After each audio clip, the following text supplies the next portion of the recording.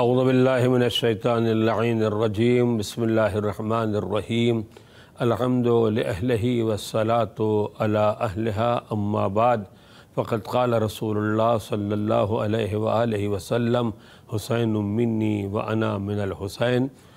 سرکار رسالت مآب ختمی مرتبت ہمارے اور آپ کے آخر نبی حضرت محمد مصطفیٰ صلی اللہ علیہ وآلہ وسلم کا یہ ارشاد گرامی، میرا حسین مجھ سے ہے اور میں حسین سے ہوں۔ میری گفتگو کا موضوع تھا آداب زیارت۔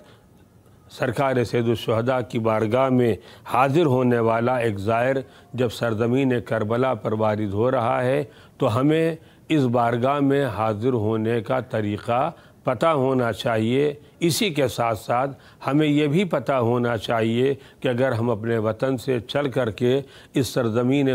مقدس پر حاضر ہو رہے ہیں تو جو سرمایہ، جو وقت، جو دولت ہم نے اس راہ میں خرچ کیا ہے، آیا اس کے بدلے میں، اس کے عوض میں ہمیں کچھ ملنے والا ہے یا ملنے والا نہیں ہے؟ نعوذ باللہ، خدا نخواستہ ہمارے پاس کوئی پیسہ اضافی نہیں تھا کہ ہم نے چاہا کہ سفر پر نکل پڑیں اور جا کر کے ٹہل اور گھوم کر کے واپس آ جائیں۔ نہیں، جو بھی زائر جہاں کہیں سے بھی، پوری دنیا سے جہاں سے بھی کربلا معلیٰ کے واسطے عازم ہوتا ہے، ارادہ کرتا ہے، سفر زیارت کے واسطے اپنے گھر سے باہر نکلتا ہے، اس کے دل و دماغ میں کہیں نہ کہیں کوئی نہ کوئی حاجتیں ہوتی ہیں، کوئی نہ کوئی تمنائیں ہوتی ہیں، کوئی نہ کوئی آرزویں ہوتی ہیں۔ اسی لیے روایات معصومین علیہ السلام نے جب کربلا معلیٰ کی زیارت کا ثواب اور اس کا شرف اور اس کا درجہ بیان کیا گیا تو ہر جگہ کی زیارت کے واسطے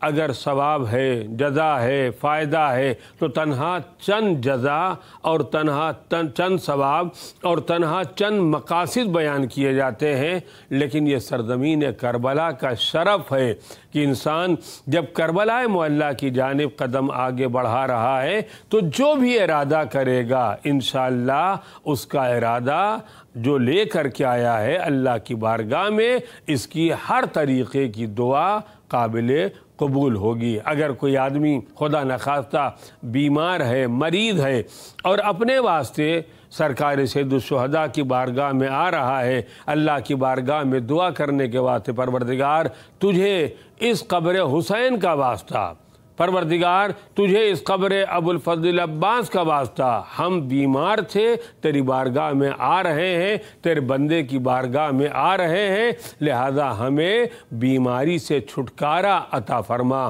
معصوم فرماتے ہیں جو انسان جو بھی دعا لے کر کے آیا ہے قبر حسین کے طفیل میں، پروردگار اس کی دعا کو قبول کرتا ہے۔ اگر کوئی انسان مریض ہے، اپنے مریض کی شفا یابی کے واسطے آیا ہے، پروردگار اس کے مریض کو شفا یابی عطا فرمائے گا۔ اگر کوئی آدمی بے اولاد ہے، شادی کو ایک زمانہ گزر گیا لیکن نعمت اولاد سے پروردگار نے نہیں نوازا ہے، آؤ در حسین پر آ جاؤ اور در حسین پر آ کر کے اپنے مطالبات کو، اپنی حاجتوں کو سرکار سید الشہداء کی بارگاہ میں لا کر کے بیان کرو۔ اگر اولاد نہیں ہے تو حسین کے طفیل میں، حسین کے صدقے میں تمہیں اولاد مل جائے گی۔ کوئی آدمی تنگ دست ہے، کوئی انسان مال نہیں ہے، پریشانیوں سے زندگی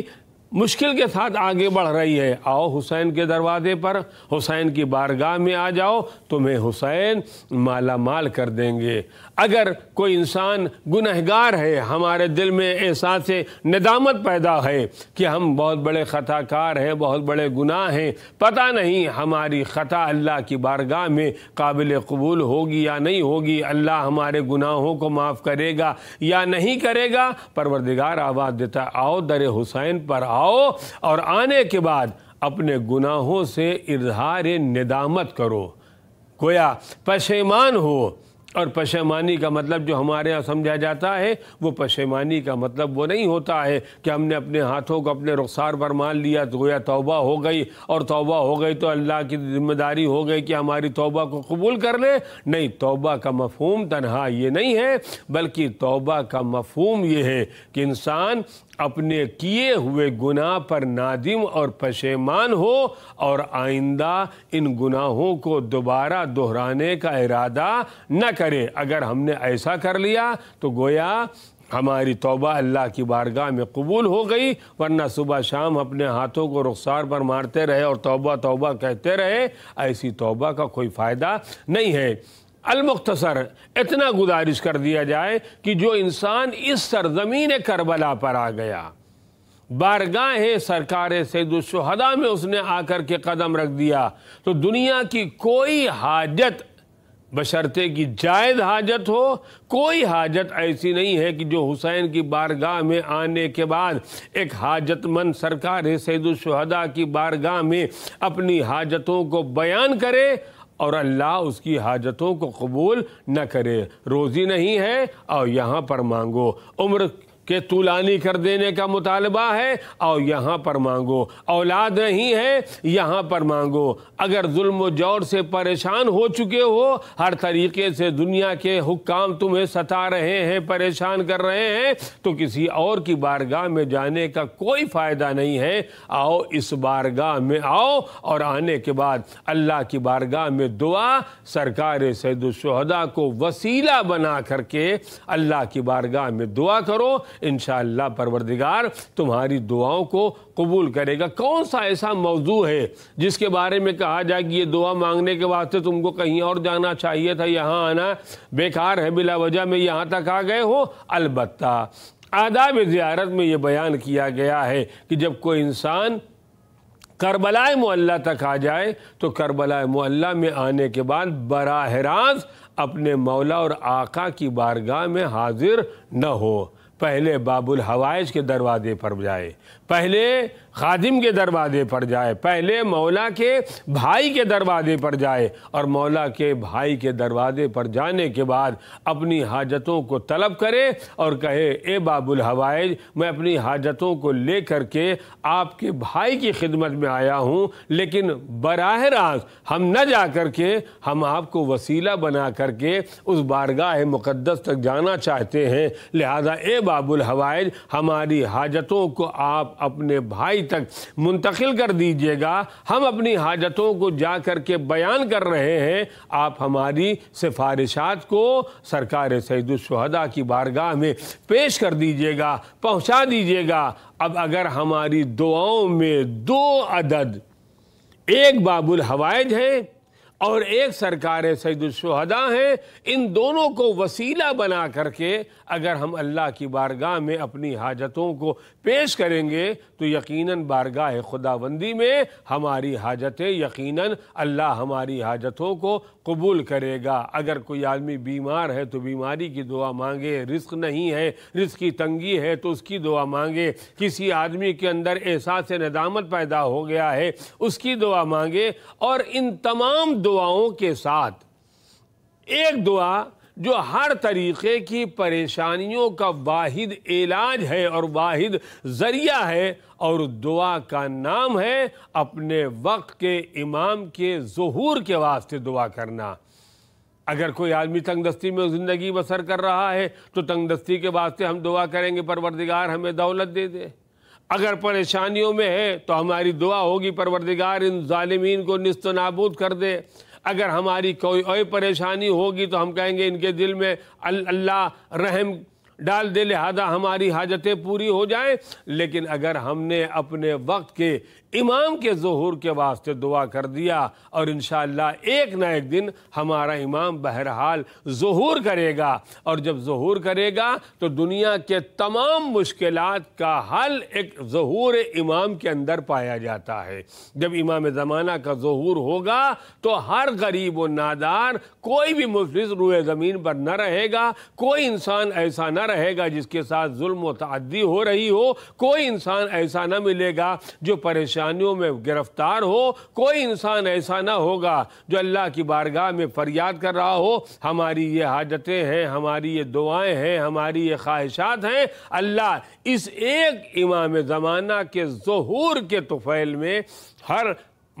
مرد مومن چاہے مومن ہو یا چاہے مومنہ ہو، اللہ ہر ایک کی دعاؤں کو قبول کرے گا۔ لہذا ہم اور آپ جب یہاں تک آ رہے ہیں تو ہماری ذمہ داری ہے کہ ہم آداب زیارت کو سیکھیں، اور تنہا سیکھیں نہیں بلکہ ہم اس کے اوپر عمل کریں، تاکہ اللہ ہمارے اس سفر زیارت کو شرف قبولیت عنایت فرمائے۔ اسی طریقے سے روایات معصومین علیہ السلام میں ہے کہ جب یہاں سے نکل کر واپس جانے کا ارادہ کرو تو تنہا ایک سفر کے اوپر مطمئن نہ ہو جاؤ۔ بعض روایات میں ہے کہ انسان کم از کم سال میں ایک مرتبہ اس دیار محبت تک ضرور آئے، ورنہ بعض روایات میں ہے کہ ہر 3 مہینے کے بعد آئے، ہر 6 مہینے کے بعد آئے، سال میں ایک مرتبہ آئے۔ جب انسان کے امکانات میں ہو جائے تو انسان اس جگہ تک آئے۔ یہاں پر آنے کے بعد میں ایک جملے کے اضافہ کرنا چاہتا ہوں، اور وہ یہ ہے کہ جس دین و مذہب کے ماننے والے ہم اور آپ ہیں، اس مذہب کا امتیاز یہ ہے کہ ہم سے مذہب کہتا ہے کہ تم نیک کام کا ارادہ کرو، ارادہ کرنا تمہارا کام ہے، اور پایہ تکمیل تک پہنچانا اس پروردگار کا کام ہے۔ لہذا اگر ہم سرزمین کربلا پر آ گئے اور انشاءاللہ سرزمین کربلا کو چھوڑنے کا ہم نے ارادہ کر دیا ہے، تو ارادہ کرنے سے پہلے اس بات کا ارادہ کرو، اے میرے پروردگار، تو نے یہ توفیق دیا تھا کہ ہم سرکار سید الشہداء کی بارگاہ میں حاضر ہو جائیں۔ ہم یہاں تک تو آ گئے ہیں، لیکن اب پتہ نہیں کہ ہماری یہ زیارت قابل قبول ہوئی یا نہیں ہوئی۔ ہم یہاں تک آ گئے اور آنے کے بعد ہم نے زیارت بھی کر لیا، لیکن تو نے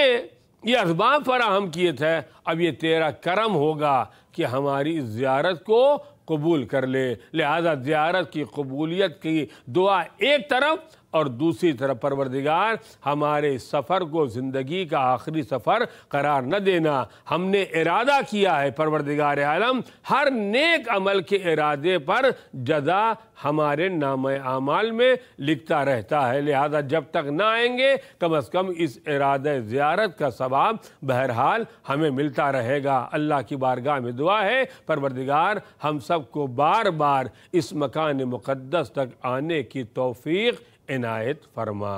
والحمدللہ رب العالمین۔